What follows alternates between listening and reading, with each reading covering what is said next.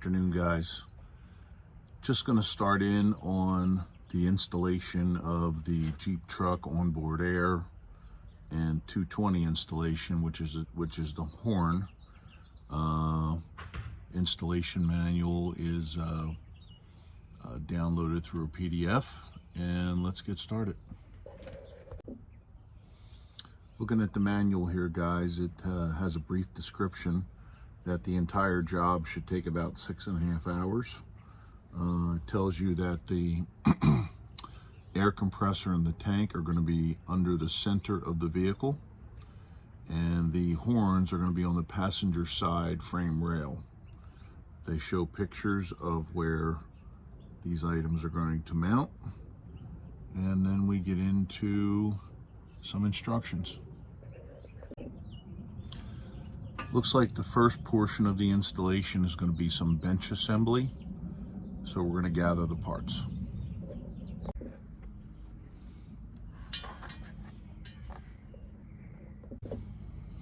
Okay, guys, the instructions have an F1 or an F4 in this port, and in parentheses it says for 220 only.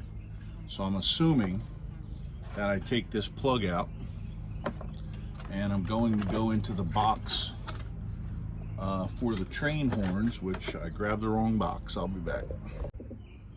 Okay, guys, I ended up finding the 1/4x1/4 90, and we're going to put that in last just to make sure I have a direction that 90 is supposed to go. Here is our juice. When we open this up, it's got to be cut open, so we're going to give her a cut there, and that's good. And we're going to put 2 drops of juice, as according to the directions here, on each fitting. So we're going to go 1, 2,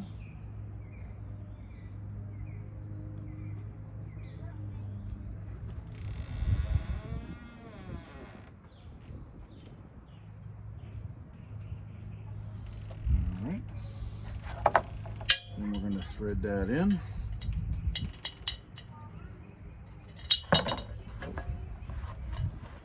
We want to make sure we get the correct orientation for that as well.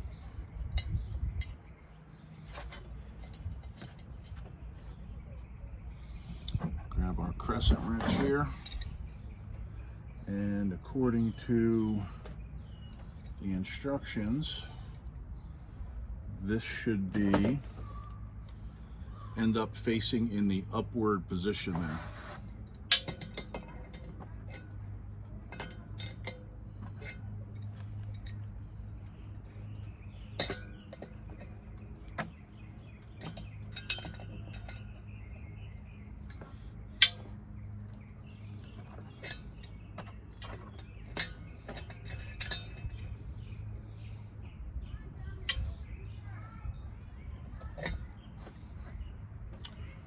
Alright, didn't want to over tighten it too much, and we'll go through and do all the appropriate fittings here with the juice.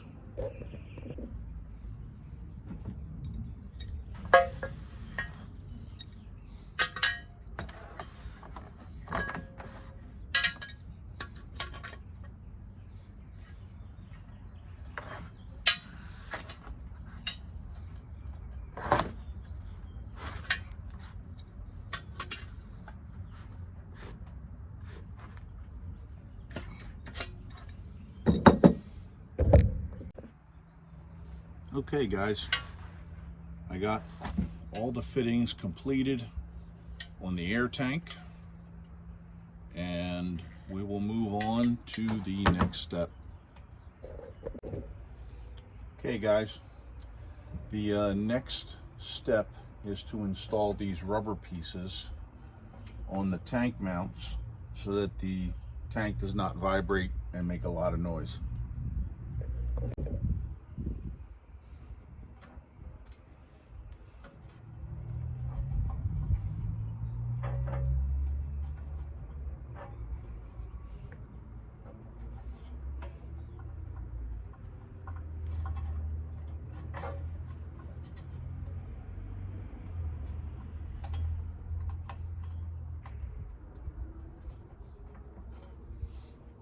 One, and here's two. All right, that went pretty easy. Perfect. Let's see what's next. Okay, next, guys, these are going to be the straps that hold the tank in, and again, rubber. And according to the orientation, the rubber should be on this side of this strap here. Let's see how good this fits here. We'll do one side first, and we'll just curl this up to get this on here. A little bit of a pain in the butt, but it's going along.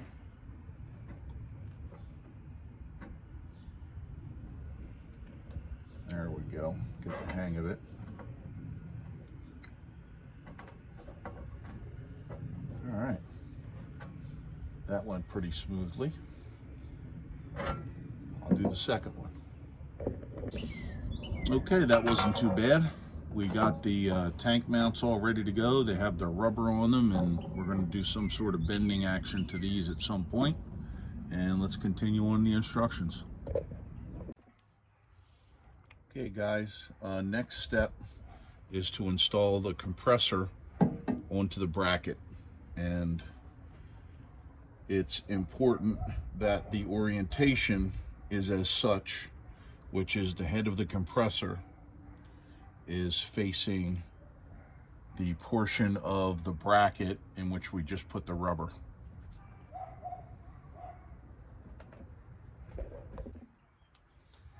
Okay, we got some 5/16 bolts that are going to go, nut and bolts that are going to go through here to mount the compressor to the bracket. All right, folks, just a little observation. We have lock washers on these, but I don't have any thread sealant here. So what I'm going to do is take a little dab of some silicone and get into the threads there, just as a precaution for vibration. There's going to be a lot of vibration in this area.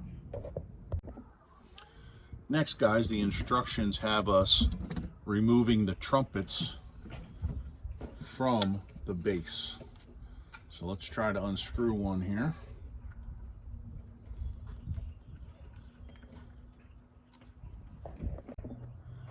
Next thing, guys, they have us removing the trumpet from the base, and these can be a little bit tight. So we're loosening that up there. And we have one trumpet removed from the base. And just take note that you do have an O-ring here that you do not want to lose. All right, guys, next, after removing the trumpets, is installing the horn driver solenoids with the horn driver to the existing bolts that are already here. Just keep in mind the horns are going to be facing this direction. As you can see, it's going to be one horn here and one horn here. And the orientation of these air fittings apparently does not matter at this point. These are already have thread sealant sealing the solenoid to the base here. One thing that I'm going to do, guys, I don't see any lock washers for the horn here. So what I'm going to do is put a drop of the juice here, and we'll see if that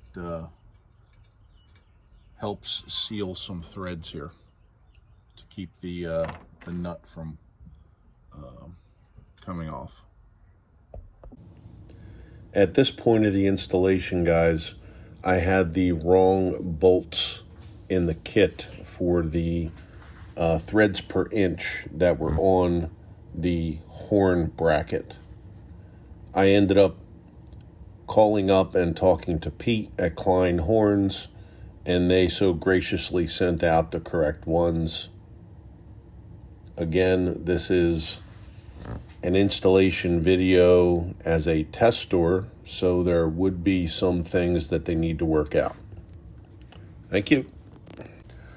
All right, guys, as you can see in these photos, I pre-wired and did the tubing for the train horn so that I can extend it out later. It's much easier to do it this way so that you're not trying to do these difficult tubing connections and wire connections while you're underneath your vehicle.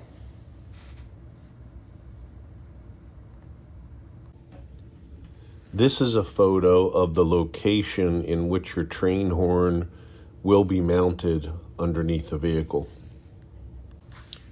This is a plastic deflector that needs to be removed and will not be put back on the vehicle after the horn is installed.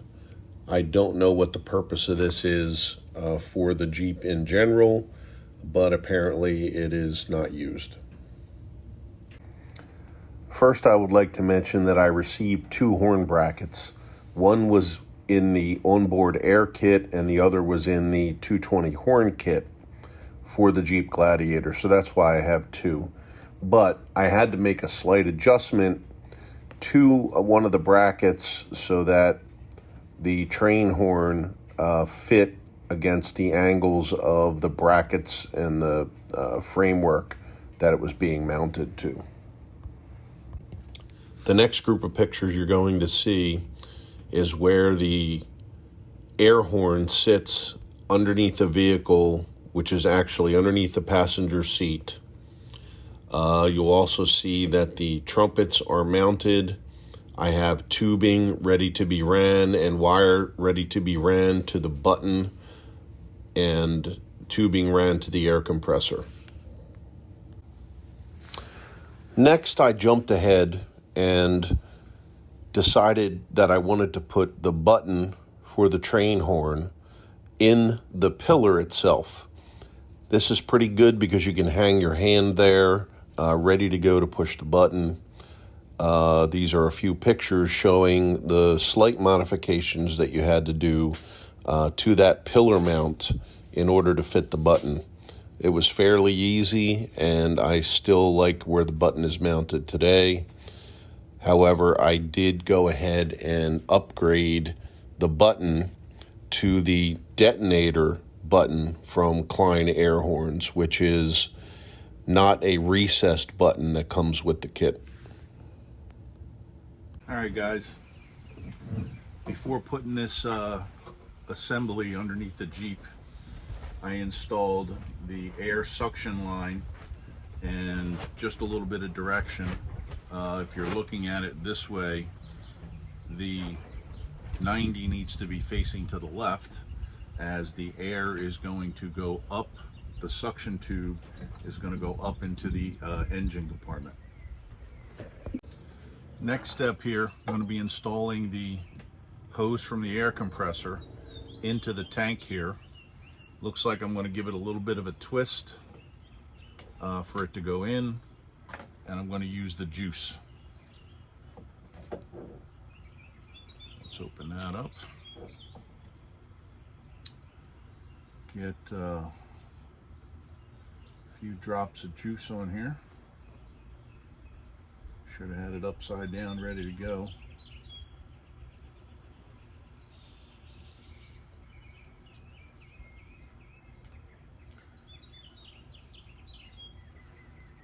I'm probably using way too much, but just want to make sure the first set of threads is covered. Let's give it a little loop. And we're going to go in right here.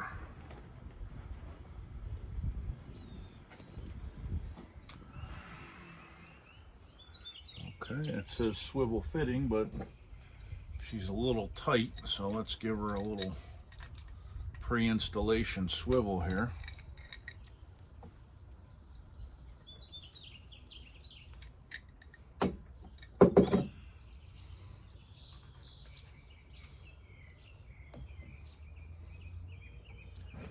All right, let's try her again.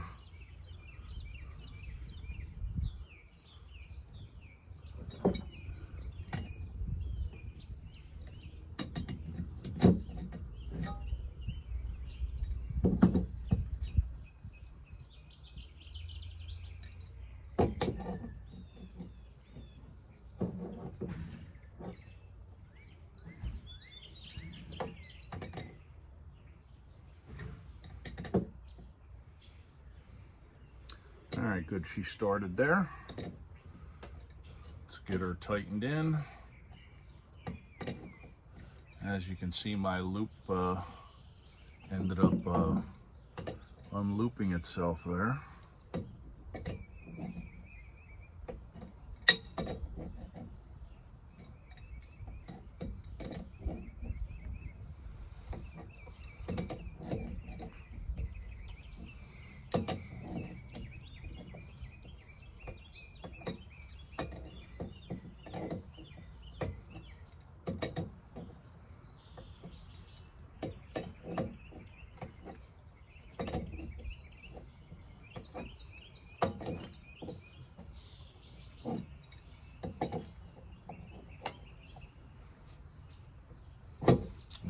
She's just starting to bite there.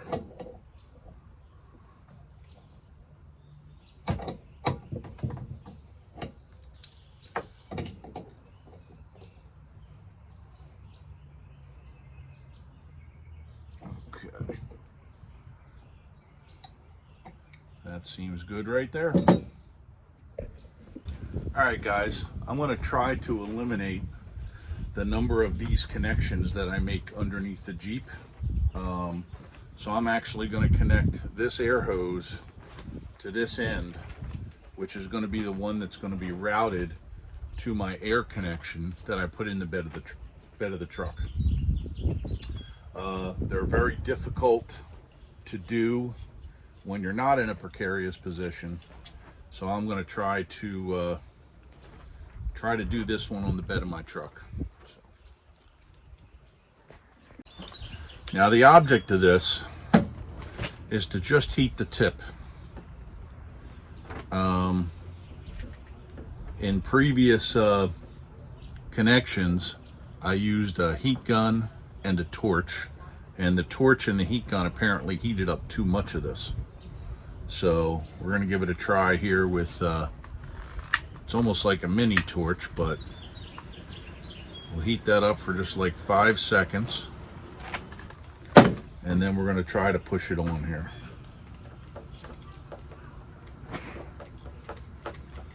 And that was the easiest one that I had so far. She's on, all we got to do is tighten her down. Alright guys, before I go ahead and stick the whole compressor assembly underneath, I want to make some pre-wiring items done. The pressure switch, a wire goes all the way back, an 18 gauge black wire goes all the way back to the relay. There's also the other line to the pressure switch goes back to the engine compartment to a switched circuit in the Jeep. Also, going back to the engine compartment is a red power wire from the compressor that's going to have a butt connector in it, which is going to house a large fuse. I'm also going to run a ground wire all the way back to my engine compartment. I just like to have all my grounds and everything in one place. This is basically saying that you have a ground wire from the compressor that will go and attach securely to a ground on the frame.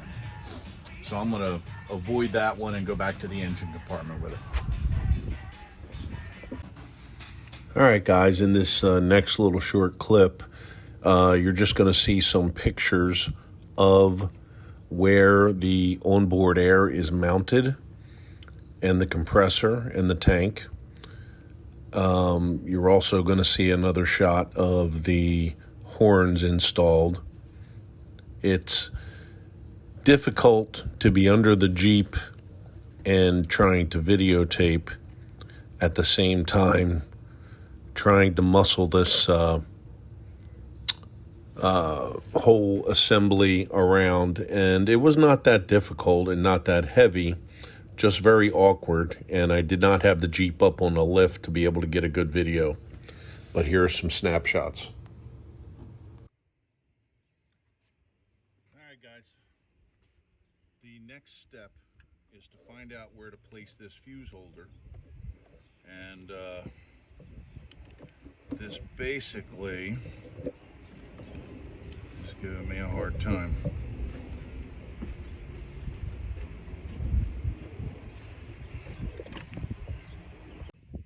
All right, guys.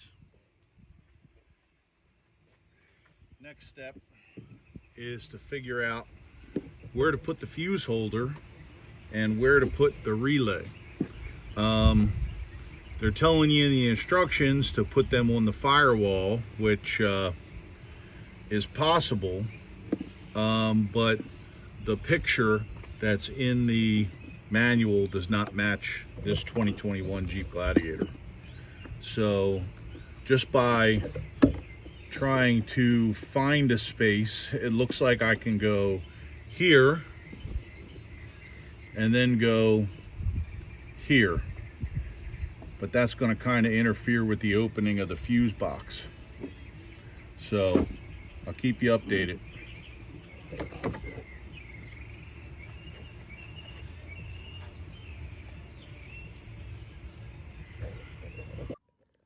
right, guys, this is what I ended up with. I have a pigtail that's going to go back to my relay. My relay is close to my hot.